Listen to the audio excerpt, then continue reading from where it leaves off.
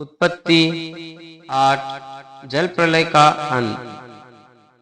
परंतु परमेश्वर ने नूह और जितने बनेले पशु और घरेलू पशु उसके संग जहाज में थे उन सबों की सुधि ली। और परमेश्वर ने पृथ्वी पर पवन बहाई और जल घटने लगा और गहरे समुद्र के सोते और आकाश के झरोके बंद हो गए और उससे जो वर्षा होती थी वह भी रुक गई। और 150 दिन के पश्चात जल पृथ्वी पर से लगातार घटने लगा। 7वें महीने के 17वें दिन वो जहाज अरारात नामक पहाड़ पर टिक गया और जल 10वें महीने तक घटता चला गया।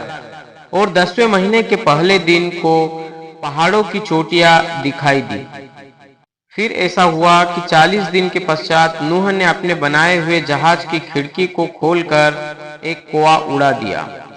जब तक जल पृथ्वी पर से सूख न गया तब तक कोआ इधर उधर फिरता रहा। फिर उसने अपने पास से एक कबूतरी को भी उड़ा दिया कि देखे कि जल भूमि पर से घट गया कि नहीं।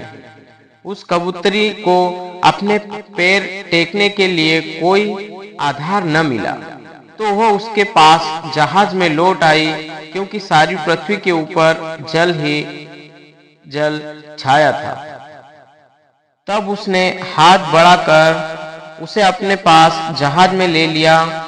तब और 7 दिन तक ठहर कर उसने उसी कबूतरी को जहाज में से फिर उड़ा दिया। और कबूतरी सांझ के समय उसके पास आ गई तो क्या देखा कि उसकी चोंच में जैतून का एक नया पत्ता है। इससे नूह ने जान लिया कि जल पृथ्वी पर घट गया है। फिर उसने 7 दिन और ठहर कर उसी कबूतरी को उड़ा दिया और वो उसके पास फिर कभी लौट कर नहीं आई। नूह की आयु के 601 वर्ष के पहले महीने के पहले दिन जल पृथ्वी पर से सूख गया। तब नूह ने जहाज की छत खोलकर क्या देखा कि धरती सूख गई है। और दूसरे महीने के 27वें दिन को पृथ्वी पूरी रीति से सूख गई। तब परमेश्वर ने नूह से कहा, तू अपने पुत्रों, पत्नी और बहुओं समेत जहाज में से निकल आ।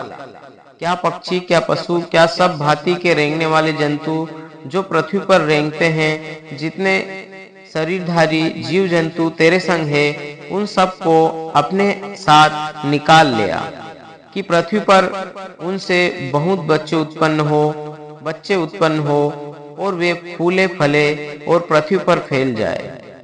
तब नूह और उसके पुत्र और पत्नी और बहुएं निकल आए और सब चौपाए रेंगने वाले जंतु और पक्षी और जितने जीव जंतु पृथ्वी पर चलते फिरते हैं, सब जाति जाति करके जहाज में से निकल आए।